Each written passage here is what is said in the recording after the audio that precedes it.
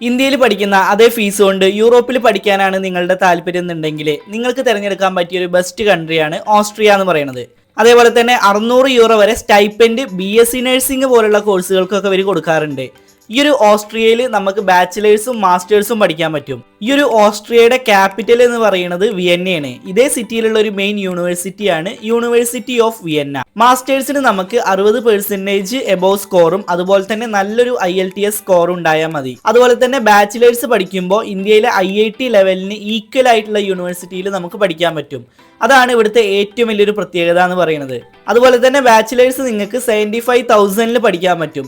ജർമ്മനിയിലാണെന്നുണ്ടെങ്കിൽ നമുക്ക് 30 years of schooling ഒക്കെ ആവശ്യമുണ്ട്. അതുകൊണ്ട് തന്നെ ഓസ്ട്രിയയിലെ ബാച്ചിലേഴ്സ് എന്ന് പറയുന്നത് നിങ്ങൾക്ക് നല്ലൊരു ചോയ്സ് തന്നെ ആയിരിക്കും. നിങ്ങൾ ബാച്ചിലേഴ്സ് നോക്കുകയാണെന്നുണ്ടെങ്കിൽ ലോകത്തിൽ ജീവിക്കാൻ അനുയോജ്യമായിട്ടുള്ള most liveable city in the world എന്നറിയപ്പെടുന്ന ഈ ഒരു വിയന്നയിൽ ട്രാൻസ്പോർട്ട് സിസ്റ്റം എന്ന് പറയുന്നത് വളരെ എഫിഷ്യൻ്റ് ആണ്. ഈ ഒരു 40 months സാലറി കൊടുക്കുന്ന രാജ്യമാണ് ഓസ്ട്രിയ എന്ന് പറയുന്നത്. അത് പാർട്ട് ടൈം ജോബിനാണെന്നുണ്ടെങ്കിലും ഫുൾ ടൈം ജോബിനാണെന്നുണ്ടെങ്കിലും 2 months സാലറി ഇവർ എക്സ്ട്രാ കൊടുക്കാറുണ്ട്. ഈ ഒരു യൂണിവേഴ്സിറ്റിയിൽ പഠിക്കാനായിട്ട് ബാച്ചിലേഴ്സിന് JEE മെയിൻസ് പോലുള്ള ഏതെങ്കിലും എൻട്രൻസ് എക്സാമോ അല്ലെങ്കിൽ മാസ്റ്റേഴ്സിന് ഗേറ്റ് സ്കോറോ വേണ്ട.